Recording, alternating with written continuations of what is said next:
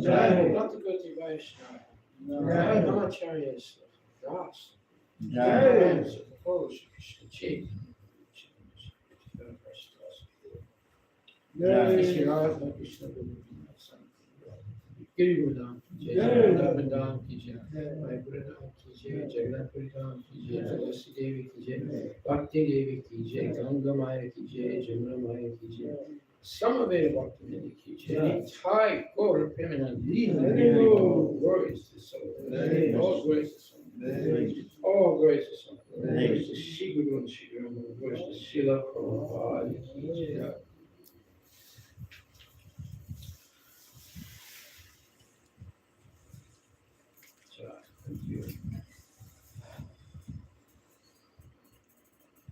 So there's a very nice verse in the second chapter, 72nd verse of Bhagavad Gita.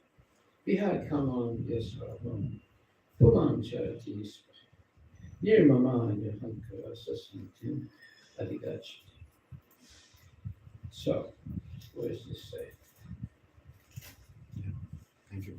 It says, a person who has given up all desires for sense gratification, who lives free from material desires, who has given up all sense of proprietorship, and is devoid of false ego, he alone can attain real peace. So, this is very similar to the verse, Bhuktaram Yagitavasam, Sarvaloka Maheswaram, Suridam Sarvabhutanam, Yatpamo Santamichyate. That's the last chapter of the fifth, last verse of the 15th chapter, fifth chapter of Bhagavad Gita. So both of these verses are related because it's talking about shanti, peace. Especially as brahmacharis, unless you have a peaceful mind, it's going to be very difficult to maintain brahmacharya. And what is it that disturbs a peaceful mind? It's usually desire for sense gratification. And there's all different types of sense gratification. But the main point is we did not come to this world to eat meat. We did not come to this world to gamble. We did not come to this world to take intoxication. We came to this world for sex.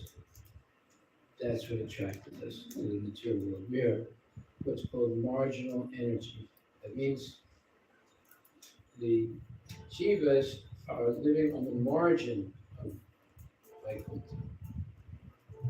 That's therefore, if they want to, they can see the material world from where they are. And that's why we call it marginal energy of the world. But right on the line where there's a separation from the material world to the spiritual world. So it is possible, if you're not attentive, to look at the material world and become attracted by something, and then become dissatisfied with being in the spiritual world and yearning to enjoy independently of Krishna. That's when we fall down. We were all originally with Krishna. If we were not originally with Krishna, Krishna wouldn't spend the time and energy to bring us back to God. It's because that's where we came from. And therefore, Krishna wants us to come back more than we want to come back. And the one thing that will stop you from going back to God is sex life.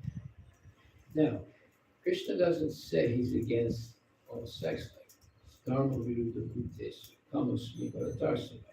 He said it in the 7th chapter of Bhagavad Gita, and I am sex life according to the principles of religion. And this is scientific. Everything about Krishna and the philosophy of Krishna consciousness is scientific. And what does that mean? It means that it is fact. It's true in the past, it's true in the present, it's true in the future. It's true in the material world, and it's true in the spiritual world. So that's fact. And the fact is that as soon, like an example of the young boy, Ajamil, when he was 16, he was trained up to 16 years old to be a Pujari. And he was very, very strict about spiritual. But one day in the forest, he saw two very low class people, man and woman, drunk. In other words, they were taking intoxication and they were uh, engaging in sex.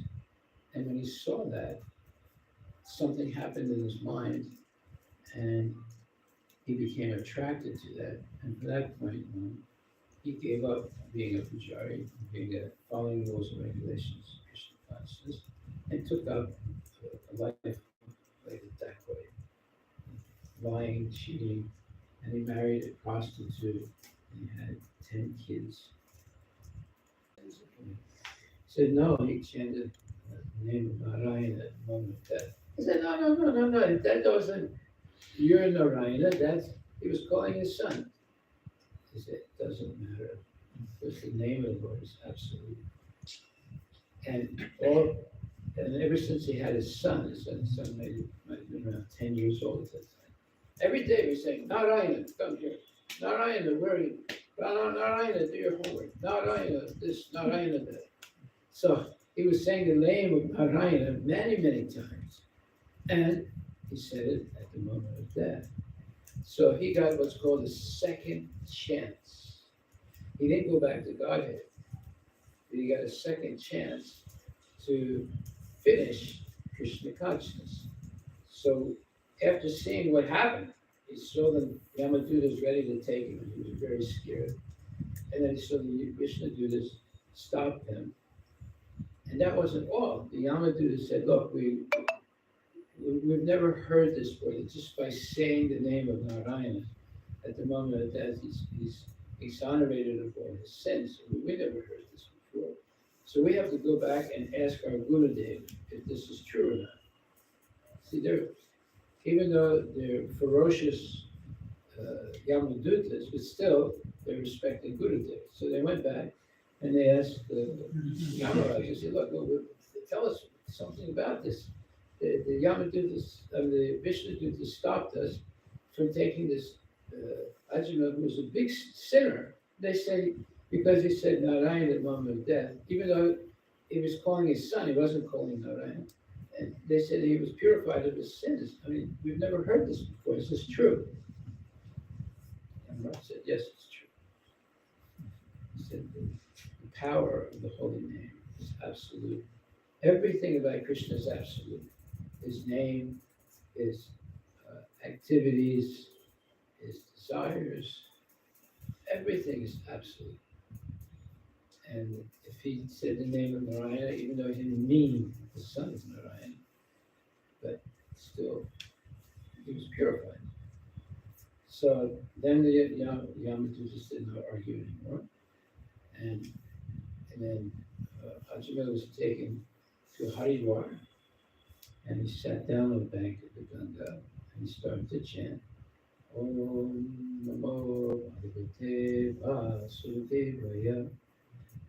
And he engaged in Krishna conscious activities, and later on he went back to God. So we don't realize how powerful it is to chant Hare Krishna Maha Mantra. And it can defeat even material desires if we're sincere to chant. Prabhupada said dancing is also scientific. So this dancing for Krishna is also scientific. Bring the Prabhupada two-step. And hearing Bhagavad Gita, Srimad Bhagavatam, taking prasada. All these things are fun. Lord Chaitanya made it easy in Kali Yuga because Kali Yuga is very difficult.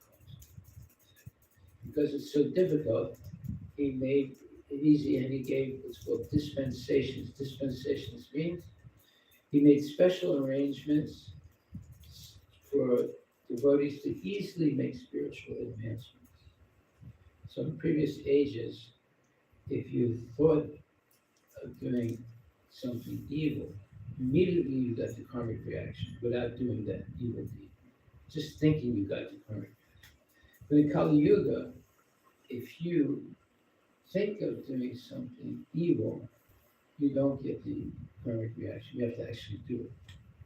So that's one advantage. Another advantage is previously, if you thought of doing something good, you didn't get the reaction, good reaction. You had to actually do it.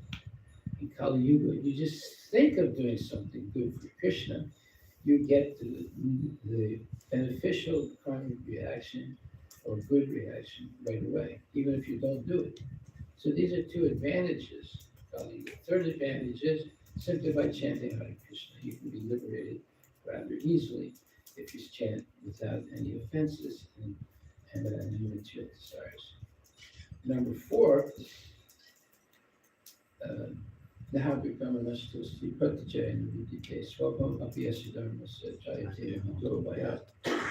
Whatever you do in Krishna consciousness, it remains an eternal asset. So if you do 1% in this life, next life you begin from 2%. You don't start from zero. So these are special dispensations, or as we say, special advantages of Kali Yuga. And another one is that if you regularly hear Bhagavad Gita and Srimad Bhagavatam, then one by one all your previous sinful activities are eradicated completely. That's how powerful it is to regularly hear every day Bhagavad Gita and Srimad Bhagavatam spoken by genuine devotees. So there are positive things in the Kali Yuga. Why? When Brahma was meditating to find out who he was and what his purpose in life is, he had to meditate 311 trillion 400 million years. That's a pretty long time. Before he heard Krishna's flute and he became illuminated with knowledge, and then Krishna also appeared and explained to him who he actually is, what his purpose in life is, and he gave him a vision of Vaikuntha. So that was Brahma. Lord Chaitanya made it easy to tell you.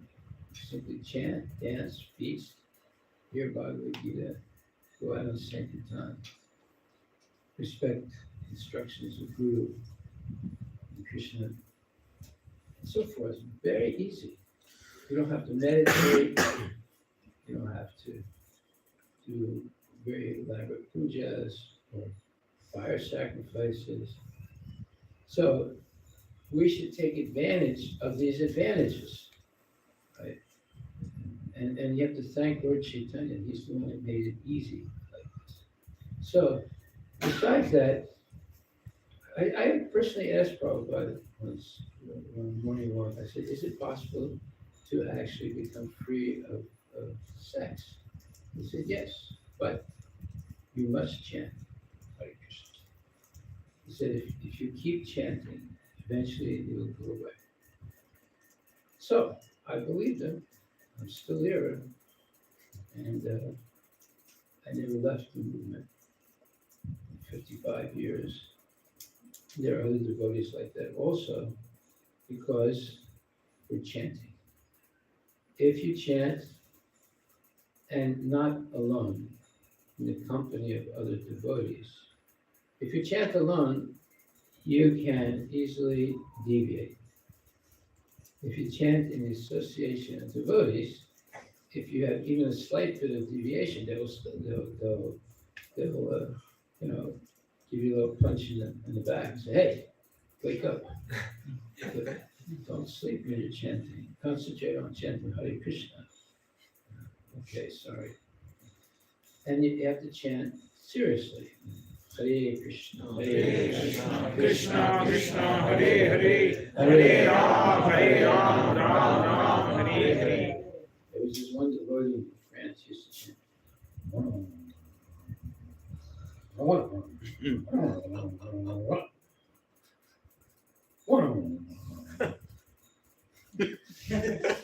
He wasn't even saying Hare Krishna. So that was not proper chanting. You have to say every word so you can hear it. At least you can hear it. or someone's next to you, they can hear it also. Now, sometimes people say, well, I'm chanting, but my mind is wandering. Okay, then chant louder. So if you chant, Hare Krishna, Hare Krishna, Krishna, Krishna, Ram. Yeah. But if your mind is wandering, Hare Krishna, Hare Krishna, Krishna Krishna, Hare Hare, Hare Ram, Ram Ram, Hare Hare. then the wandering mind comes back. But if you chant real low, a little bit tired, see, yogis, they have to keep their eyes half open, half closed. Because if you close your eyes and meditate, you might should go to sleep. If you open your eyes too much, you get distracted. So they have to keep your eyes half open, half closed. It's not easy to do that. And you have to hold that position for a very long time.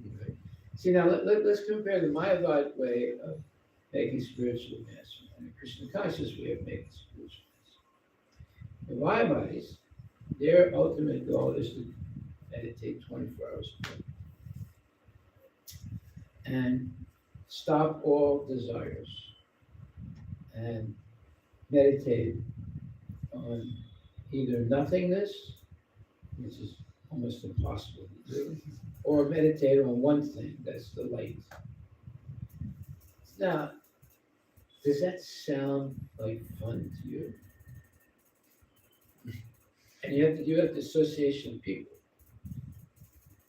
And you're doing all this meditation for your personal mukti, not helping other people attain. So this is what Prabhupada calls the last snare of Maya. There's only one place where there's no bhakti.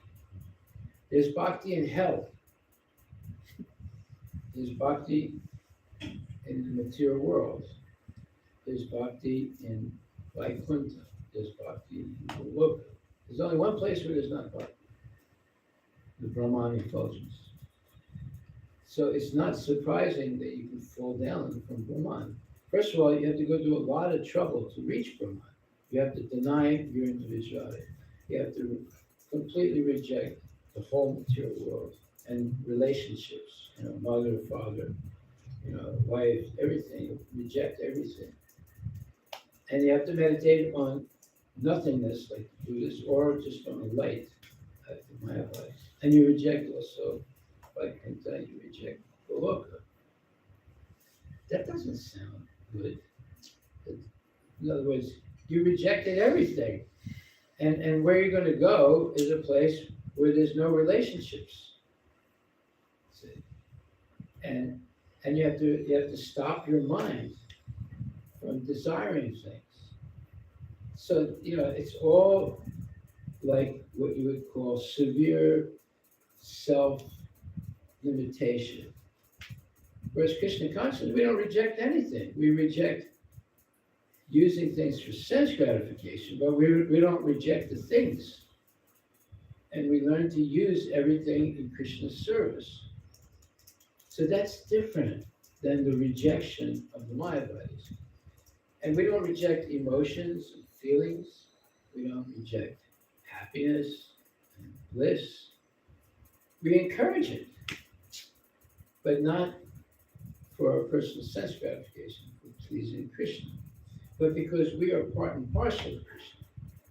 Sarvashichanam Vidisanivisto. So Krishna is in our heart, and we're part and parcel. Ishvara, Paramakrishna, Sachidananda, Ishvara, Sarvabhutanam Hridesirajit, Ramayam, Sarvabhutani, Yantra Maya. Krishna is in the heart of every living entity, and he is directing our wanderings like on the machine of the material world. The machine of the material world is the body. The body is functioning like a machine. So, but the soul is the real person. It's not the body, and the soul has an eternal relationship with Krishna. So the most important relationship we can have in this world is our relationship with Krishna. If you build up a relationship with Krishna, then you will know who you really are. If you build up relationships with mundane people, you'll never be able to figure out who you really are. And you'll make many mistakes in this lifetime. So, therefore, whoever has complete faith in Guru and Krishna, those are the two rails, like the railroad. They're parallel rails going back to God. We don't have a monorail, we have a railroad, two rails, Guru and Krishna, and now you will go back to God. You have to have faith in Guru and faith in Krishna. So, how can you have faith in Guru?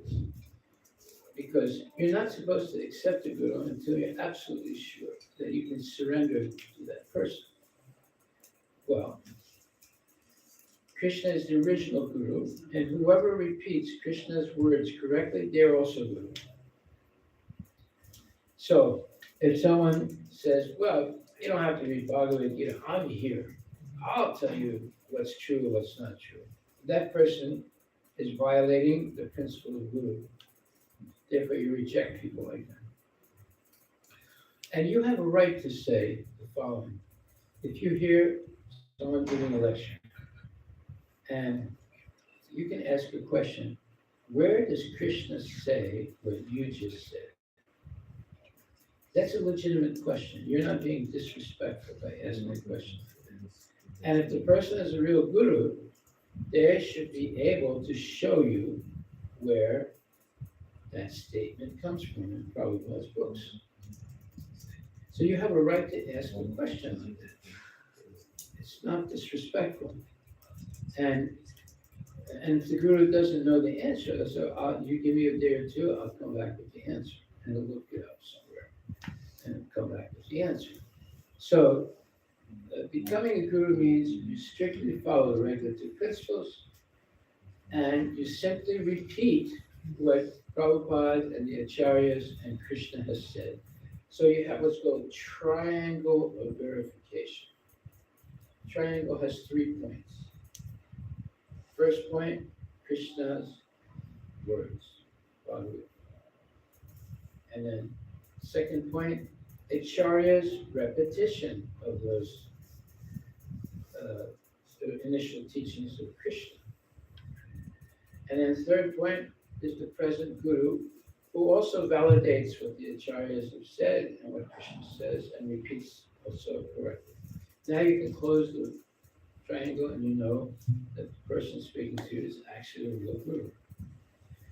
Now, Vilas Maharaj had a problem because his Guru said, get Vishnu, offer all your sacrifices and everything to Krishna. Now Krishna appears as Vamanadeva, a dwarf, and he's very beautiful.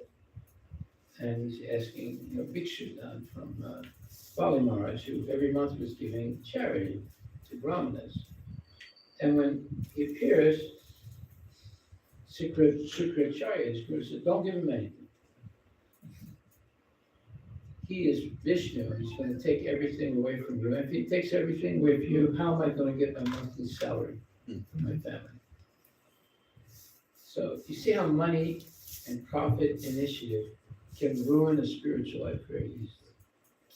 We should not have profit initiatives.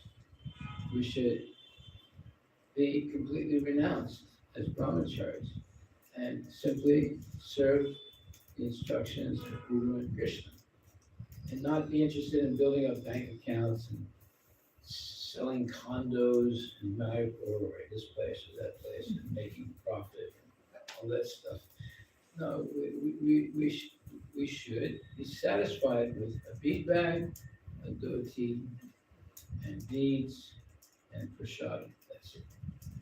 Sleeping maybe on the floor, whatever. Don't.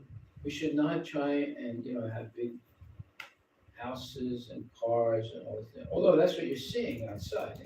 People have big cars and big houses. They also have a big stool. Yeah, Eating too much, passing stool like this. Or they're constipated, they can't get it out, either way. So, no, we're not interested into big time sense gratification. We're interested in pleasing Krishna's senses, not our senses. But our senses belong to Krishna, right? Rishi, Kena, Rishikesh, etc.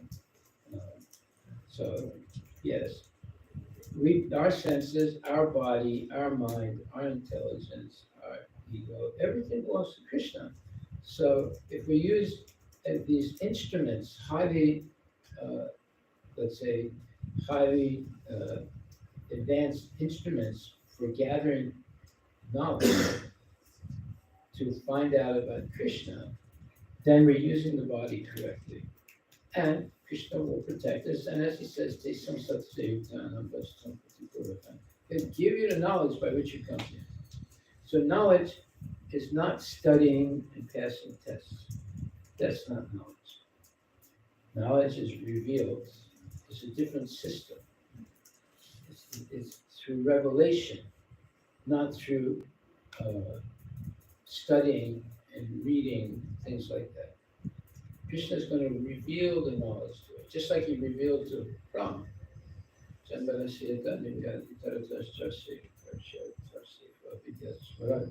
Tene Brahma Hridaya Adhikave Muyanti Suraya. Tene Brahma Adhikave. So he revealed the knowledge through Brahma's heart. And he'll do the same thing to you. You don't have to study. All you have to do is hear. Genuine devotees speak the Shruti, the Vedic knowledge, and you'll be illuminated because Krishna will help you now, because he's in your heart. All knowledge comes from Paramatma. And that's why he says, Sarva Sicham Hridisam Sanivistu, Matat Smriti Jnanam Apohanam Cha. He says, I am in the heart of every living entity, and from me comes knowledge, remembrance, and forgetfulness. Now, why does he say forgetfulness? Because if you are always desiring to have sense gratification, the only way you're going to engage in sense gratification is if you forget Krishna. So therefore, Krishna will help you forget him. You see, you have to be careful. It all depends on what you desire. If you keep desiring material things, Krishna said, okay, I give up. You can't get these thoughts out of your mind. Now I have to help you to get what you want. So he'll help you forget him. Because you have to forget Krishna to do sinful things. Just like there was once a man and a woman doing sense gratification, and someone came up to the man and said, oh, excuse me, would you like to come to our Bhagavad Gita class? He said, what? What are you doing here? Get out of here. I'm not interested at all, just get out of here. Right, he's engaged in sense gratification, and everybody said, well, you want to come to a class? They're not interested at all. Why? Because in order to engage in sense gratification, they have to forget all about Krishna. And you're trying to remind them. You're trying to ask them, come to the class, You say, get out of here. I'm not interested in all of that, And what are you doing here in the first place? It's a private thing, So you see, whatever we do, we have to have Krishna's help. Whether we want to have sense gratification or whether we want to go back to God. We can't do it on our own. So it's very important that we don't desire the wrong thing, because it just means we're going to get caught by Maya. And let's say this life you just engage in sense gratification. Next life you're going to go back into the animal kingdom, and it could take millions and millions of births and deaths to come back again to the human form. Human form is very rare. You have to go through 8 million species of aquatics, plants, reptiles, bugs, birds, mammals, or beasts to come to the human. You know how long that is? That's like millions and millions. It runs into trillions of years to go through all those births and deaths. And then you waste the human form of life, you go back again, start all over. You see? So this is serious stuff, becoming a human being. And we should take it very, very seriously. It's very rare to be in a human body that is capable to understand God. Now, the purpose of the human body is two purposes. One is you can engage in sense gratification. That is one purpose of the human body. Second purpose is you can understand your relationship with God and eventually, or with Krishna, and eventually develop love for Krishna to go back to God. As long as you're interested in sense gratification, you stay in the material world. And it's very difficult. Now, what is the difference between a civilized human being and an uncivilized human being? The uncivilized human beings are not regulated in their habits. They go to sleep at any time they want, they wake up whenever they want. They may bathe, they may not bathe every day. They may eat meat sometimes. They might be a little vegetarian for a week or two. So they're irregulated. You become a human being when you're regulated to understand Krishna consciousness. That means early to bed, early to rise makes a man healthy, happy, wise. So regulated people go to bed early, before 10 o'clock at night, and they wake up in the Brahmachari, where they can chant their rounds. The best rounds and the best spiritual advancement is made in the Brahmachari, which is 3 hours before sunrise. If you learn to go to bed early before 10 o'clock, every minute before 10 o'clock is like 1 hour of sleep. And every minute after 10 o'clock is like a disaster. So it's very important to take rest early and wake up early. That's number one. It's called lifestyle adjustment for spiritual advancement. And then if you chant your rounds before Mangal Arati, there's a great chance that those are really good rounds, and it's quiet. There's no telephone ringing. You don't have to go here, go there. You're able to focus on the holy name, and you should focus. Hare Krishna, Hare Krishna, Krishna Krishna, Hare Hare, Hare Ram, Ram Ram, Hare Hare. It's important also to know the meaning of the Oh Srimati Radha. You are the internal energy, Radha Shakti of Krishna's love and devotion personified in this beautiful body, Srimati Radharani, with a golden hue. O Krishna, the Supreme Personality of Godhead, the possessor of 6 opulences, full, all beauty, all fame, all knowledge, all power, all renunciation, all wealth. He has these 6 opulences in full. We might have 1 or 2, but we don't have them in full. We just have a few percentage of those things. We might have even a few percentage of all of those things, but there's always going to be a few percentage points. Krishna has absolute beauty, knowledge, fame, etc. We are coexistent with Krishna as far as eternity is concerned. We are more or less coexistent also, or at least we participate in Krishna's knowledge. Right? But when it comes to bliss, we are definitely not coexistent, because Krishna's bliss and knowledge are increasing all the time. So we can never catch up to his bliss and knowledge, but we can participate in it. That's why he's God. It's unlimited. Unlimited means there's no boundary, unlimited knowledge, unlimited bliss. But we can, up to a certain limit, participate in Krishna's knowledge and bliss. But we are coexistent with Krishna as far as eternity goes. So here we have Krishna is the closest person to us. He's in our heart. If we realize that, we begin our spiritual life. And our spiritual life completely depends on Krishna. So we should accept everything favorable for Krishna consciousness, reject everything unfavorable, and we should accept Krishna as our only protector, and we should accept Krishna as our only maintainer, and we should accept whatever happens, good or bad, as the mercy of Krishna, and we should remain humble and meek in the accomplishment of devotional service. So these are 6 steps of Sharanagati, surrender to the Lord. And if we follow these 6 steps, then we'll be happy, we'll be peaceful, and everything will be easy for us because Krishna will make it easy.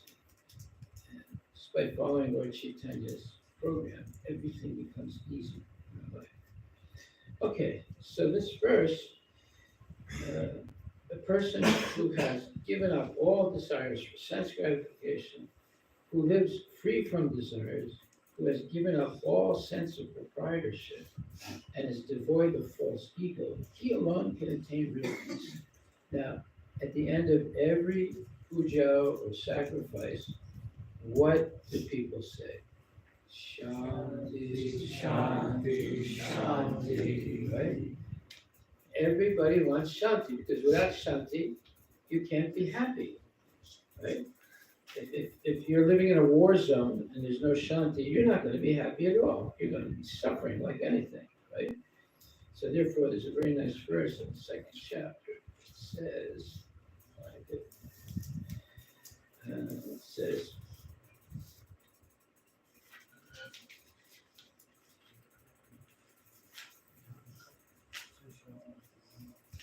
Nastya buddhir ayuktasya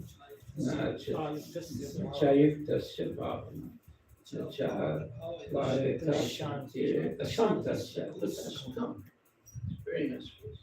It says, one who is not connected with the Supreme Lord or Krishna, in Krishna consciousness, can have neither transcendental intelligence or a steady mind, without which there's no possibility of peace.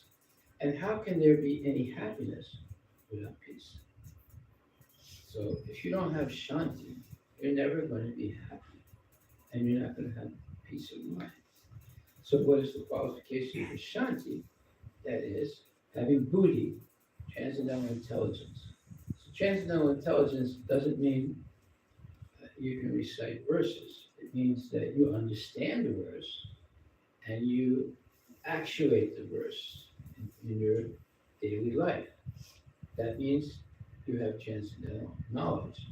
You're actuating the verses by your behavior, by your engagement in devotional service. It's not a theoretical thing.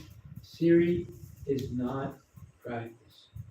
It's just it's some little understanding. But when you actually engage in devotional service, then all the theories, now they become facts in your life. Right? So, first qualification is buddhi, transcendental knowledge. And then the second qualification is you're actually connected to Krishna, or dovetailed. You dovetail everything. So dovetailing means previously, when in the Middle Ages, even later than that, when the carpenters made furniture, they never used nails and screws. They used a male and female joint, and they put them together. They might have put glue. Sometimes when they were really good carpenters, they didn't even use glue, and it was very hard connection. And those type of house furniture, they lasted for hundreds, sometimes 1,000 years, much more than modern junk furniture. So that's when you connect a male, let's say, cut of wood to a female cut of wood. You don't need glue, you don't need screws, you don't need nails, and it stays a joint very, very long time. That's called dovetailing. So, Prabhupada has told us once that it takes a long time to develop a talent. And if you can use your talent in Krishna consciousness, that is the perfection of your life. So somebody, they might become very expert at singing. So instead of singing nonsense songs, you should sing beautiful bhajans for Krishna. That is the perfection of your talent and your life. So everyone's going to have some talent. And if you use it in Krishna service, that's the perfection of your life. Okay, so Nasti Buddha Ayutasya Chaitasya Bhavana. So one who is not connected with the Lord and does not have chance to know knowledge, then they'll never become Krishna conscious. So you need buddhi and you need to be connected to Krishna and you need transcendental knowledge. And then what happens? Then you can fix your mind in happiness on the Lord, transcendental form, transcendental pastimes, etc. And then you'll have peace. You'll have shanti. And shanti means now you can be happy because nothing is disturbing your mind. Okay, so as Prabhupada says, unless one is in Krishna consciousness, there's no possibility of peace. So it is confirmed in the 5th chapter of Bhagavad 29 that when one understands that Krishna is the only enjoyer of all good results of sacrifice and penance, that he is the proprietor of all universal manifestations, and that he is the real friend of all living entities, then only can one have real peace. Therefore, if one is not in Krishna consciousness, there cannot be a final goal for the mind. Disturbance is due to a want of an ultimate goal. Now, this is psychology. This is real psychology here. We have to have a final goal in our mind. What should that final goal be? I'm going to become the next Elon Musk. No, that's not what the final goal is. You can want that, but it's not going to work. It's not going to have peace. Look at him; he doesn't have any peace. He can't even manage Twitter. How's he going to have peace? Right? So it's just nonsense. You see.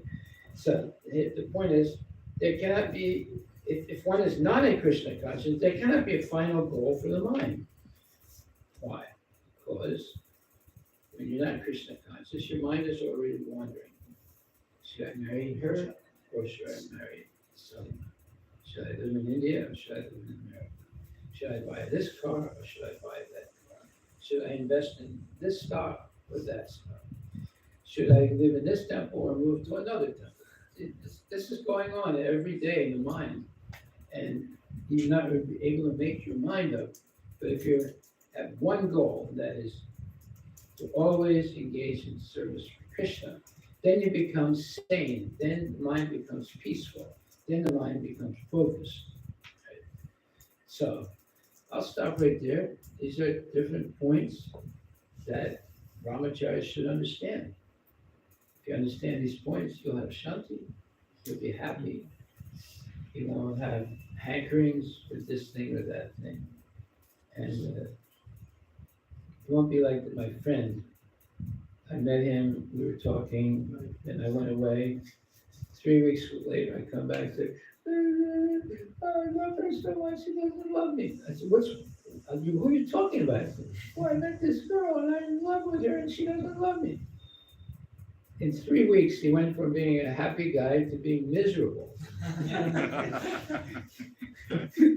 And I said, well, wait a minute. I said, who's this girl? Oh, I met her on the internet and I'm in love with her and she doesn't love me.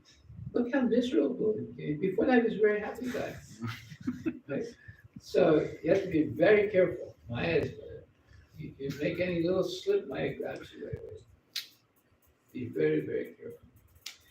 Never do anything without asking your guru, especially big decisions. Should I marry this one or that one? Always ask your guru whenever you're going to make a big, or anything. You should always get permission from a guru. You're not free. When you got initiated, you promised to follow the guru's instructions. So that's very important. Okay, any questions?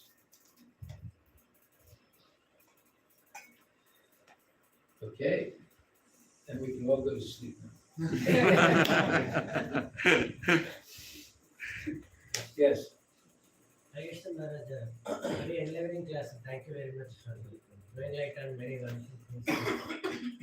Everything is very clear, but maybe it's because of my dull mind, I think so. Just one little clarification when you said that knowledge will be revealed. what? Knowledge will be revealed in the heart. Yes. So there you said, which one statement was only to study. So they just need more clarification on the Prabhupada books. No, you don't listen and take notes. You don't have to study. It's like, I'm sure you studied many things already in your life, right? How much of that do you remember? Very little. Huh? Very little. Yeah. So you don't learn by studying, you learn by listening. Shravanam, Kirtanam, Vishnu, Smaranam. You learn by hearing, just like a child is born. And in 5 years, the child can speak the language of the family. The child didn't go to school. They don't know how to read yet. How come they're speaking the language? Simply by hearing the parents and repeating. What did they do in madrasa schools? They memorized Quran, the whole Quran, and they recite. What did they do in the Sanskrit Tiki classes? You memorize, and you repeat. You hear, you memorize, you repeat. So, just because you memorize verses of what you speak, and you can also ask questions like you just asked the question. Okay. So, reading, you won't really understand much. You'll read something, but you don't really understand much. But you hear the classes and you ask questions, and if the guru gives you homework, I always give homework, that you have to do the homework and come back to the class and show you did the homework, and then again hear and repeat. So repetition is very important in spiritual life. Some people say, oh, he always says the same thing, chant Hare Krishna. Yeah. Yeah, we say the same thing, but every time we say it, we add something that you don't know also, of how to chant, or what the meaning of the mantra is, or the more deeper meaning of the mantra and history of people who attained freedom by chanting and so forth. So this whole process of Shravan and Kirtan is exciting when you take a real interest in becoming Buddhi, becoming expert in the science of Krishna. And this is all science. This is all these points that you learn in Bhagavad Gita and Srimad Bhagavatam. They're true in the past, they're true in the present, and they're true in the future. They're true in all realms, the material world and the spiritual world. So you're not learning theories now, you're learning things that are internally factual. This is real knowledge. Just like Dayato Visham, that is fact. No one can argue with those two verses. While contemplating objects of senses, one develops attachment. When attachment increases, it becomes lust. And lust is fails, or when lust is there's some obstacle to attaining your lust, you get angry. When there's angry, there's delusion. When there's delusion, your memory becomes mixed up. And when the memory is mixed up and confused, you lose intelligence, and then you fall down to the material world. Now, that was true in the past. It's true today. Would you admit that it's true today? Yeah. And it's going to be true in the future also. This is something that is based on laws of material nature. You get attached to something that is false, like the body, the beautiful body of a woman. Actually, that beauty is, like I explained this morning, it's not even 1/8 of an inch. You put a cut in it and open it up, immediately you lose the attraction because you see what's inside, right? So don't be fooled. Rather, you have to have spiritual vision. You have to be able to understand, even if it's theoretical, that Krishna is in the heart of every living entity. So the primary quality of everything, he's in every atom of the universe. He's in this microphone right now. He's in this chair right now, right? That's why these things work, right? If nature was chaotic, there would not be any science, because then there would never be any predictability.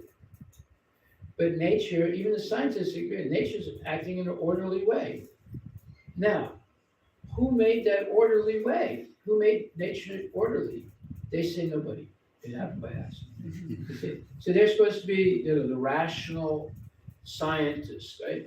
Actually, they're bogus. They're not scientists. They're not rational. When it comes to understanding how this universe was created and how it's being maintained, they say it happens by accident. But everything they do doesn't happen by accident. And they get Nobel Prizes in their name when they find something. See? If they say everything happens by accident, then why did they get a Nobel Prize? You see. So one time I arranged this meeting with a big bogey philosopher in France, with Srila Prabhupada.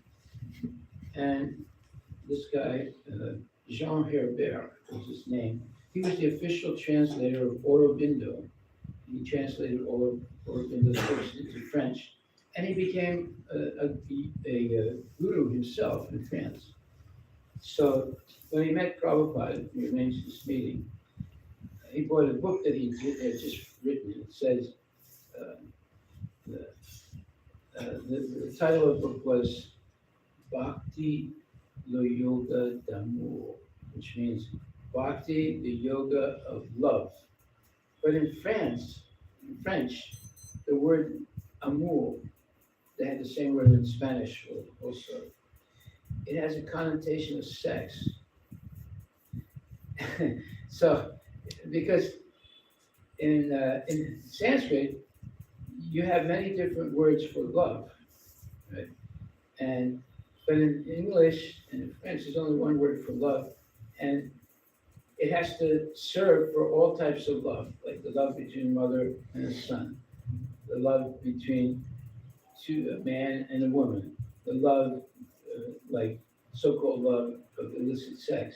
They only have one word. So in French, when you say amour, most people think of sex.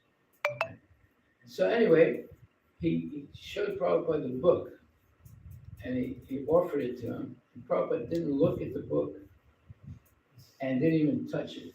And he said, and this man said, I've been working 12 years on this book. And as soon as he said that, Prabhupada looked at him straight in the face and he said, and still there are many mistakes. This guy, he was inflated like this. Prabhupada said, he went, after that, he kept his mouth shut. Didn't say it. Prabhupada decimated him. And he was right. This guy was a nonsense. For me to get him to meet Prabhupada, I had to go to lunch with him at this very, very posh restaurant. And he was paying for the lunch, and he gave me the menu, and he said, what do you want? So I looked at the menu. There was not one thing in that menu that I could eat. Right? The only thing I could order was an orange and water.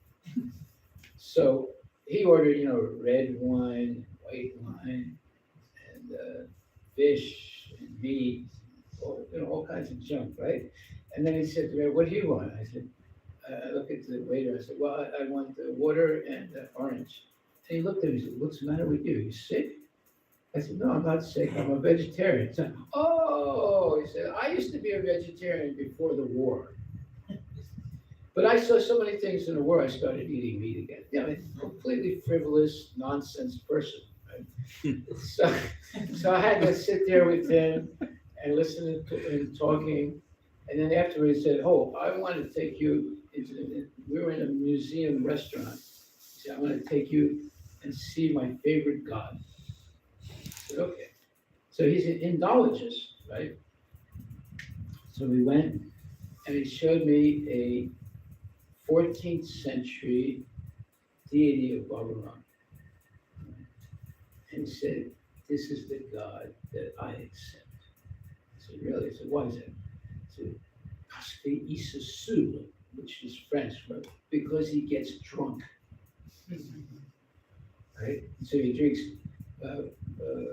Yeah. yeah, he drinks honey, right?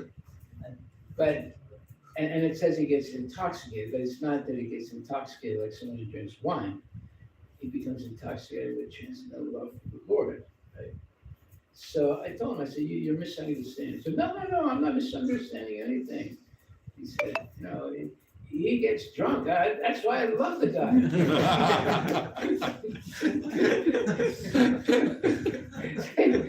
now he writes a book, Bhakti, the Yoga of Love. And he said, I've spent 12 years writing this book. Prabhupada, we didn't even talk to Prabhupada, tell him what the book was about, right? We didn't know. He brought the book. He didn't even look at it. And he said, there are many mistakes.